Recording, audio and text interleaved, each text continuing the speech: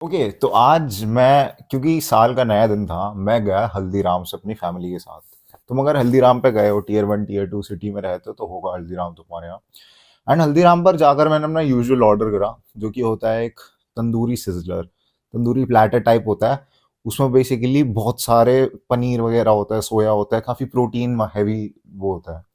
तो मैंने ऑर्डर करा। एंड यूजुअली क्या होता है कि ये जो प्रोटीन वाली रिच फूड्स होते हैं ना अपने, इनमें लगता है समय। तो इनमें बहुत टाइम लग रहा था। मैं वहाँ काउंटर पे पर्ची लेकर खड़ा हुआ था। एंड मैं खड़ा हुआ बहुत समय बीते जा रहा था।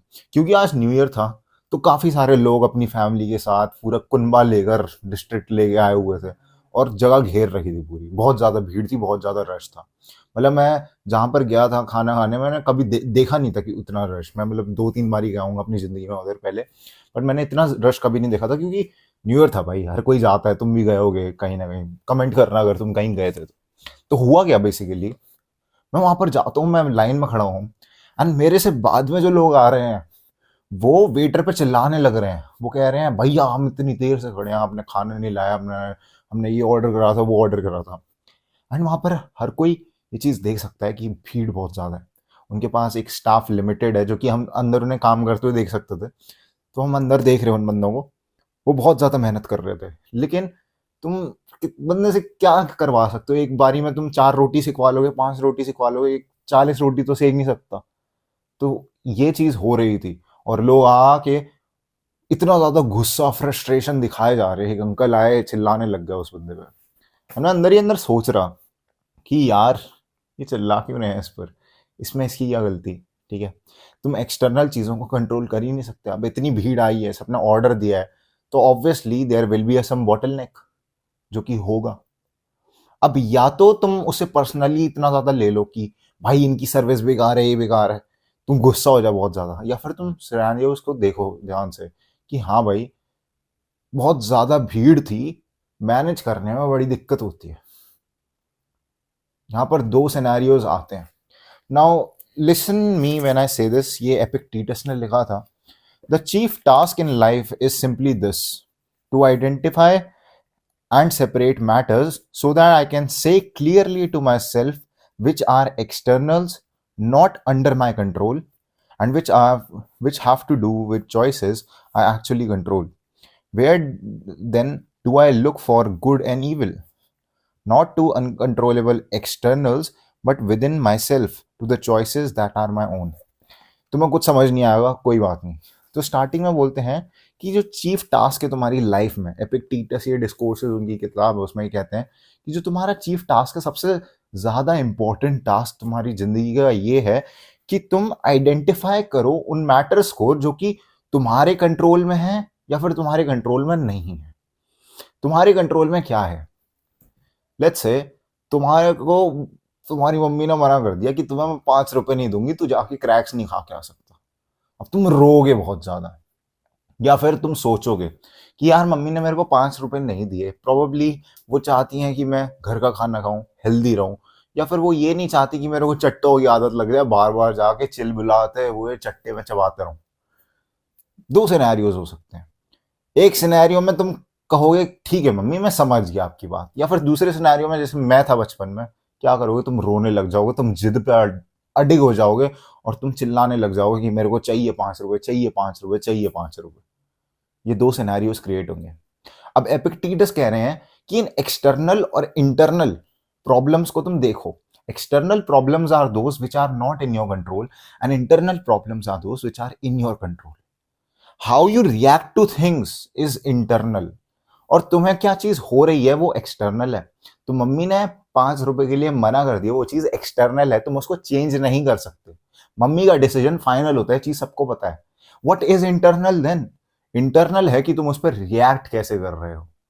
React, reaction, that is always internal. कोई तुम्हें सामने से चांटा मार रहा है, अब तुम कैसे रिएक्ट करोगे, वो इंटरनल है। सामने से चांटा मार दियो, एक्सटर्नल है, वो तुम्हारे कंट्रोल में इतना ज्यादा नहीं था। तुम हाँ डिफेंड कर सकते थे एक पल को, पर अब पड़ चुका है चांटा, क्या करोगे? अब तुम्हारे अंदर दो चॉइसेस आती है कि या तो तुम उसे खींच के चांटा मारो, या फिर तुम कुछ मत करो, तुम समझो कि क्या दिक्कत थी। दो प्रॉब्लम्स के दो solutions. So you have to figure out कि तुम्हारी जिंदगी में एक्सटर्नल प्रॉब्लम्स क्या हैं, एंड फिर उन एक्सटर्नल प्रॉब्लम्स को तुम इस तरह से देखो कि वो फिक्सेबल प्रॉब्लम्स हैं या फिर नहीं। अगर वो प्रॉब्लम्स फिक्सेबल नहीं है तो वेल एंड गुड, अपने आप को इंटरनली ऐसे प्रिपेयर कर दो कि हाँ you are okay with it, तुम उसे एक्सेप्ट कर रहे हो।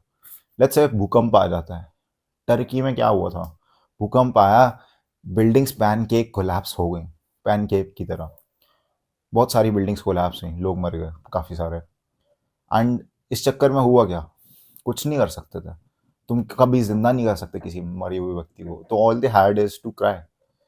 Then there is another scenario, Japan.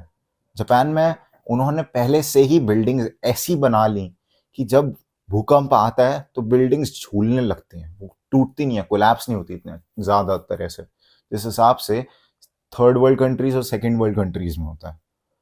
So you can see from here कि एक लेवल ऑफ प्रिपरेशन की वजह से तुम्हारा रिएक्शन भी बदल जाता है। तुम उस टाइप की, जापान टाइप की प्रिपरेशन को तुम रिएक्ट अच्छे से कर सकते हो क्योंकि तुम उस सिचुएशन में होते हो। लेकिन टर्की के पास इतना पैसा नहीं है जितना जापान के पास है, जितना जापान के पास डेवलपमेंट उतना शायद टर्की में नहीं था, एंड वो उस तरह से डेवलप नहीं हो पाए। तो उनको पास रिएक्शन का क्या था कि वो बचे हुए लोगों को और कैसे सेव करें, जो इंजर्ड है उनको कैसे बचाएं, जो मर गए उनका कुछ नहीं कर सकते, they are dead, you can not bring any one from dead. अगर तुमने ला भी ले तो भाई तुम्हारी जॉम्बी मूवी बन जाएगी। Then Epictetus says is where then do I look for good and evil? मैं कहाँ देखूं कि सही किधर है गलत किधर है। Not to uncontrollable externals, मतलब मैं किसी भी एक्सटर्नल चीज में मत देखूं। मैं ये ना देखूं कि भूकंप आया, भूकंप क्यों आया, भूकंप रोका कैसे जा सकता था, तुम कभी नहीं रोक सकते भूकंप को। So what you do, you look internally, तुम खुद से देखते हो कि हम हाँ भूकंप से बच कैसे सकते हैं। सामने से बाढ़ आ रही है, तुम ये नहीं देखोगे मैं बाढ़ को कैसे रोकूं, तुम ये देखोगे पर्सनली कि मैं बाहर से बच के कैसे निकलूं। It become selfish, you have to be a little selfish, and this is the best thing in the life. इसको शायद कुछ प्रेयर ऑफ सिंसियरिटी करके कहते हैं, तुम जाकर सर्च मारना। तो हमें हमेशा ना भगवान से यही चीज मांगनी चाहिए कि भगवान मेरे को शक्ति दो कि मैं डिफरेंस बता सकूं कि क्या चीज एक्सटर्नल है और क्या चीज इंटरनल है। तुम्हारी लाइफ में तुम्हारे एग्जाम्पल्स होंगे, तुम जाके कमेंट सेक्शन में पिन कर सकते हो वो चीज कि तुमको क्या लगता है कि क्या चीज एक्सटर्नल है तुम्हारी लाइफ में जो कि तुम्हारे कंट्रोल में नहीं है।